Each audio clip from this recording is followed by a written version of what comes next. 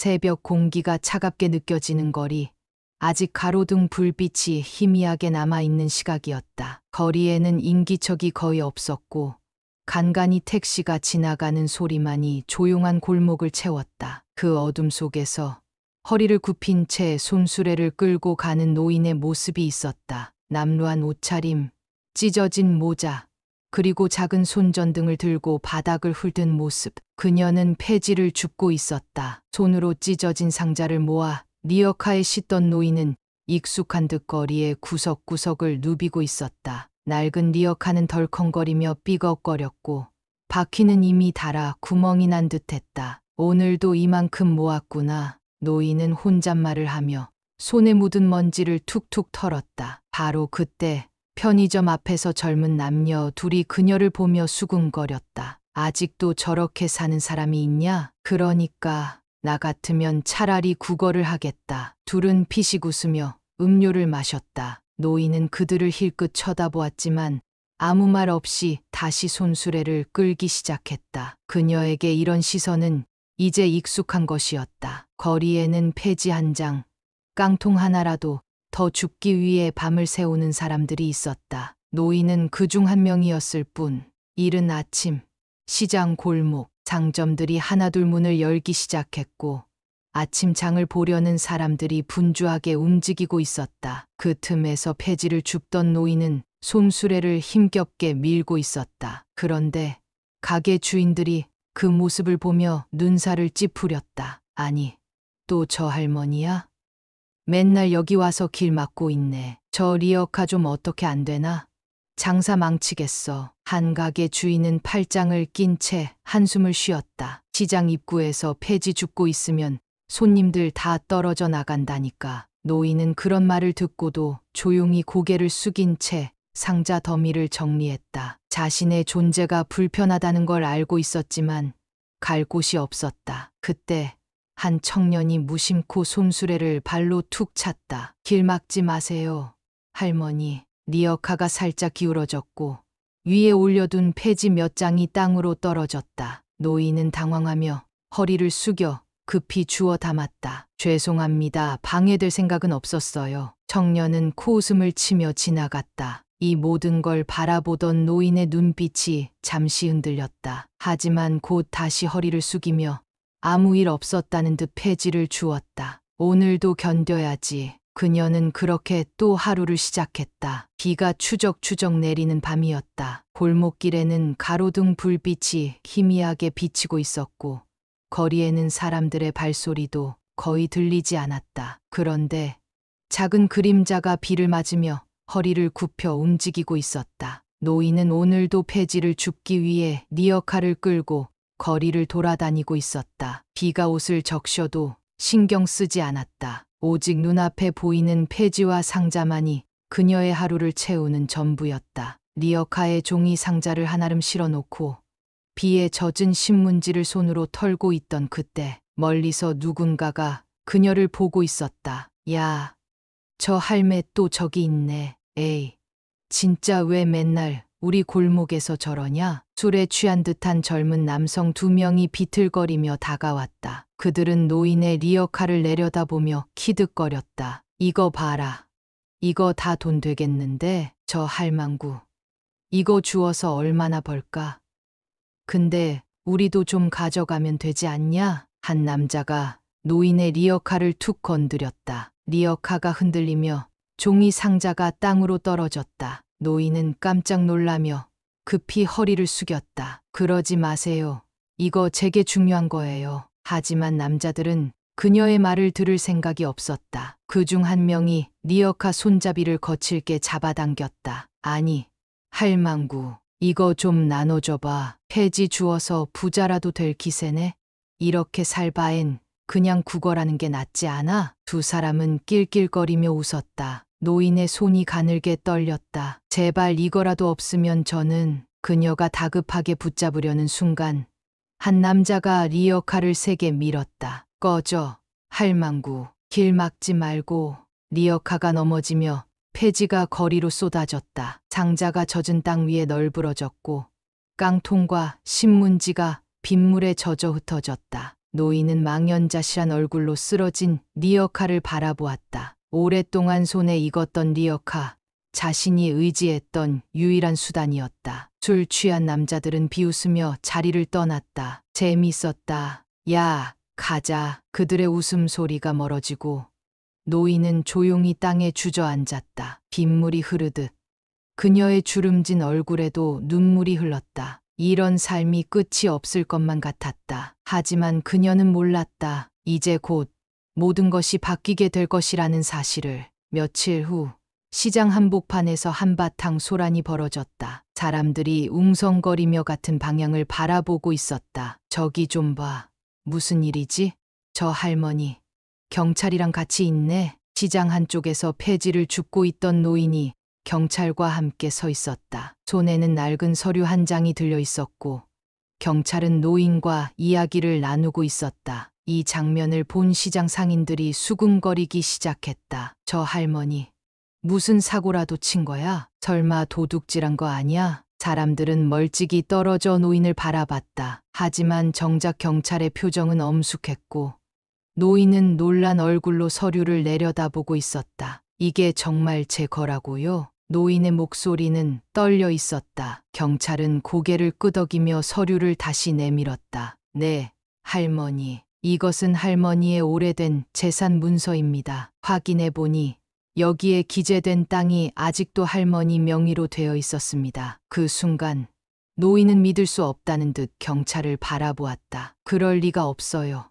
저는 가진 게 아무것도 없는데. 하지만 경찰은 서류를 다시 펼쳐 보이며 말했다. 이 기록을 확인해 보시면 알겠지만 이 땅은 수십 년 전부터 할머니 소유로 남아 있었습니다. 오래된 기록이지만 여전히 법적으로 유효합니다. 이 말을 들은 주변 사람들이 술렁이기 시작했다. 뭐? 저 할머니가 땅을 가지고 있다고? 설마 그냥 폐지 줍는 분 아니었어? 노인은 여전히 멍한 표정으로 서류를 쥔 채 손을 떨고 있었다. 그럼 지금 이 땅은 어떻게 된 거죠? 경찰은 조용히 한숨을 내쉬었다. 할머니가 모르고 계셨겠지만 이 땅의 현재 가치는 수십억 원에 달합니다. 그 순간 시장 전체가 조용해졌다. 그리고 곧 폭풍 같은 반응이 터져 나왔다. 뭐라고? 수십억? 이거 장난 아니잖아. 그럼 저 할머니가 누군가가 작게 속삭였다. 거의 백만장자나 다름없는 거 아니야? 그 말을 들은 순간 사람들의 시선이 바뀌었다. 불과 몇 분 전까지만 해도 시장 한 구석에서 폐지를 줍고 있던 노인. 이제 그 노인은 한순간에 땅 부자가 되어 있었다. 그리고 그때부터 노인을 대하는 사람들의 태도가 조금씩 변하기 시작했다. 노인은 여전히 혼란스러웠어요. 방금 전까지만 해도 폐지를 주우며 살아가던 자신이 몇 분 만에 수십억짜리 땅을 가진 사람이 되었다니. 그녀는 손에 든 서류를 바라보며 작은 목소리로 중얼거렸어요. 이게 정말 내 거라고? 그 순간 주변에 있던 시장 상인들이 하나둘 다가오기 시작했어요. 어머, 할머니, 저 기억하세요? 여기서 채소 장사하는 김 사장이에요. 우리 떡집에서도 할머니 자주 오셨죠. 예전부터 좋은 분이라고 생각했어요. 평소에 한 번도 말을 걸지 않던 사람들이 친한 척하며 말을 걸기 시작했어요. 누군가는 그녀의 팔을 잡으며 안부를 물었고 누군가는 자신의 가게로 들어오라며 친절하게 웃었죠. 조금 전까지만 해도 아무도 신경 쓰지 않던 노인이었어요. 그런데 이제는 모든 사람이 그녀를 특별한 존재처럼 대하고 있었어요. 할머니, 식사하셨어요? 우리 가게에서 따뜻한 국밥 한 그릇 드시고 가세요. 오늘 힘드셨을 텐데 저희 카페에서 커피 한 잔 대접할게요. 갑작스럽게 쏟아지는 친절에 노인은 당황스러웠어요. 손에 들린 서류가 무거워 보이기까지 했죠. 왜들 이러세요? 저는 그냥. 그때 한 사람이 조용히 다가왔어요. 그는 시장에서 제법 큰 가게를 운영하는 중년 남성이었어요. 얼굴에는 넉살 좋은 미소가 걸려 있었지만 그의 눈빛은 어딘가 날카로웠어요. 할머니, 저도 예전부터 할머니 도와드리고 싶었어요. 혹시 이 땅을 어떻게 할 생각이세요? 그제야 노인은 깨달았어요. 이들이 이렇게 친절한 이유가 단순한 호의 때문이 아니라는 걸요. 그녀는 조용히 뒷걸음질 쳤어요. 저는 아직 무슨 일이 일어난 건지도 모르겠어요. 하지만 남성은 집요했어요. 제가 도와드릴 수 있어요. 이 땅, 저한테 맡기시면 좋은 조건으로 처리해 드릴게요. 그 순간, 노인은 소름이 돋았어요. 조금 전까지만 해도 폐지 줍는 할머니라며 무시하던 사람들이 이제는 수십억 원짜리 땅을 가진 할머니가 되자 다가오는 것이었어요. 이제 그녀는 알았어요. 돈이 있다는 사실이 밝혀진 순간 사람들의 눈빛이 변했다는 걸요. 그날 밤 노인은 잠을 이루지 못했어요. 좁고 습한 쪽방에 누워 손에 든 서류를 바라보았죠. 이게 정말 내 거라면 생각이 꼬리를 물었어요. 만약 이걸 판다면 그동안 고생하던 삶에서 벗어날 수 있을까요? 깨진 유리창이 있는 방에서 찬바람을 맞으며 자지 않아도 될까요? 하지만 이상하게도 마음이 불안했어요. 그때 창문 너머로 인기척이 들렸어요. 누군가가 문 앞에 서 있는 듯한 느낌이 들었죠. 노인은 조용히 일어나 문을 향해 다가갔어요. 그리고 순간 문 밑으로 종이 한 장이 밀려 들어왔어요. 그녀는 주름진 손으로 종이를 집어들었어요. 거기엔 단 한 줄만 적혀 있었어요. 당신 땅을 넘기지 않으면 어떻게 될지 두고 봐. 노인의 손이 덜덜 떨렸어요. 이제 그녀에게 주어진 시간은 얼마 남지 않은 것 같았어요. 이 땅을 지키느냐, 빼앗기느냐, 그 선택의 시간이 다가오고 있었죠. 노인은 손에 쥔 협박장을 바라보며 한숨을 내쉬었어요. 뭔가 잘못됐다는 걸 깨닫기까지 오래 걸리지 않았죠. 이제 이 땅은 단순한 종이 조각이 아니었어요. 그녀가 가진 전부이자 동시에 그녀를 위험에 빠뜨릴 수 있는 물건이 되었어요. 그날 밤 노인은 뒤척이며 잠을 이루지 못했어요. 창문 밖에서 들려오는 작은 소음도 신경이 곤두서게 만들었어요. 누군가 자신을 지켜보고 있는 것만 같았죠. 설마 이걸 빼앗으려는 건가? 그녀는 이불을 머리끝까지 덮으며 생각했어요. 이 땅을 팔아야 하는 걸까? 아니면 그냥 모른 척하고 살아야 할까? 그런데 그때 밖에서 이상한 소리가 들려왔어요. 쾅! 누군가 문을 세게 두드렸어요. 노인은 놀라 몸을 움츠렸어요. 심장이 미친 듯이 뛰었죠. 할머니, 계세요? 낯선 목소리였어요. 그리고 그 목소리는 친절하지 않았죠. 마치 문을 부수기라도 할 듯한 강한 두드림이 계속 이어졌어요. 노인은 조용히 숨을 죽였어요. 대답하면 안 될 것 같았어요. 하지만 문 밖의 사람은 포기할 생각이 없어 보였죠. 여기까지 찾아오게 하지 말고 그냥 조용히 넘기세요. 그 말이 끝나자마자 노인의 등에서 식은땀이 흘렀어요. 이제 단순한 시장 사람들의 접근이 아니었어요. 누군가는 이 땅을 빼앗기 위해 더 거친 수단을 쓰려 하고 있었죠. 그녀는 문을 꼭 붙잡고 간절하게 생각했어요. 이제 어디로 가야 할까? 누구에게 도움을 청해야 할까? 다음 날 노인은 오랜만에 시장에 나왔어요. 하지만 전과는 달랐죠. 이전까지 그녀를 외면했던 상인들이 갑자기 다가와 말을 걸기 시작했어요. 할머니, 오늘 장은 보셨어요? 이쪽으로 오세요.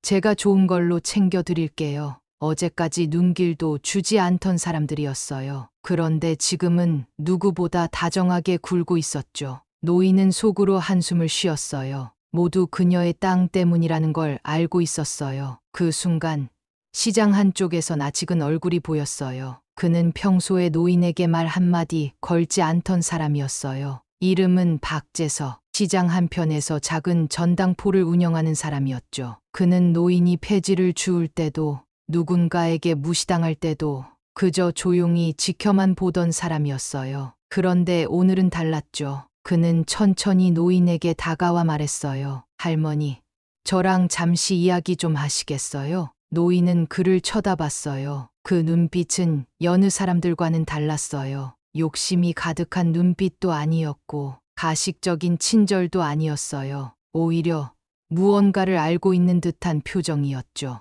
노인은 잠시 망설였지만 결국 그의 가게로 따라갔어요. 문이 닫히자 박재석은 조용히 입을 열었어요. 할머니, 조심하셔야 합니다. 그 한마디에 노인은 움찔했어요. 박재석은 진지한 표정으로 말을 이었어요. 요즘 시장 사람들이 갑자기 다정해졌죠. 그게 우연이 아니에요. 다들 그 서류 때문에 그러는 겁니다. 노인은 조용히 고개를 끄덕였어요. 이미 알고 있었어요. 모두가 땅을 노리고 있다는 걸요. 그런데 어젯밤 누군가 할머니 집을 찾았다고 들었어요. 그 말에 노인은 다시 놀랐어요. 그가 어떻게 그걸 알고 있는 걸까요? 박재석은 깊은 한숨을 내쉬며 말했어요. 할머니, 지금 이 땅을 둘러싸고 뭔가 이상한 일이 벌어지고 있어요. 할머니가 가만히 있으면 이 땅 그냥 빼앗길 수도 있습니다. 노인은 순간 손에 쥔 종이를 꽉 움켜쥐었어요. 그녀의 눈빛이 흔들렸어요. 박재석은 그런 그녀를 지켜보며 말을 이었어요. 저를 믿고 같이 이 문제를 해결해 보지 않겠어요? 노인은 그의 눈을 바라봤어요. 그 눈빛에서 욕심은 보이지 않았어요. 정말로 도움을 주고 싶은 사람의 눈빛이었죠. 이제 그녀는 선택해야 했어요. 혼자서 이 문제를 감당할 것인지 아니면 누군가의 도움을 받아볼 것인지. 그녀는 천천히 고개를 끄덕였어요. 그리고 작은 목소리로 말했어요. 부탁할게요. 박재석의 표정이 단단해졌어요. 이제부터 본격적인 반격이 시작될 차례였어요. 며칠 후 노인은 박재석과 함께 변호사를 찾아갔어요. 그동안 자신의 땅이 어떻게 관리되고 있었는지, 그리고 어떤 법적인 절차가 필요한지 알아보기 위해서였죠. 변호사는 서류를 유심히 살펴보더니 이내 심각한 표정을 지으며 말했어요. 할머니, 이 땅 꽤 오랜 기간 동안 방치되어 있었네요. 다행히 소유권은 그대로 유지되었지만 최근 누군가가 몰래 명의를 바꾸려고 시도한 흔적이 보입니다. 노인의 손이 떨렸어요. 이 땅을 가로채려는 사람들이 단순히 협박만 한 게 아니라 진짜로 법적인 조작까지 시도하고 있었던 거였죠. 혹시 최근에 이상한 연락을 받거나 누군가 접근한 적이 있나요? 변호사의 질문에 노인은 천천히 고개를 끄덕였어요. 며칠 전 한 부동산 업자가 찾아와 터무니없이 낮은 가격으로 땅을 팔라는 말을 했던 게 떠올랐어요. 그리고 밤마다 문을 두드리던 정체불명의 사람들까지. 박재석은 이를 악물었어요. 이건 단순한 욕심이 아니었어요. 이 땅을 가로채려는 계획적인 움직임이었죠. 할머니, 절대 쉽게 넘겨주시면 안 됩니다. 지금부터라도 제대로 대응해야 해요. 변호사는 노인에게 서류를 건네며 덧붙였어요. 이제 법적 조치를 취할 수 있도록 준비하겠습니다. 혹시 모를 상황에 대비해서 집 근처에 CCTV도 설치하시고 낯선 사람이 접근하면 절대 문을 열어주지 마세요. 노인은 손에 쥔 서류를 꼭 쥐었어요. 이제 단순히 땅을 지키는 게 아니라 자신의 삶을 지키는 싸움이 되었어요. 박재석은 노인을 보며 단호하게 말했어요. 할머니, 걱정 마세요. 이제부터는 혼자가 아닙니다. 그리고 몇 주 후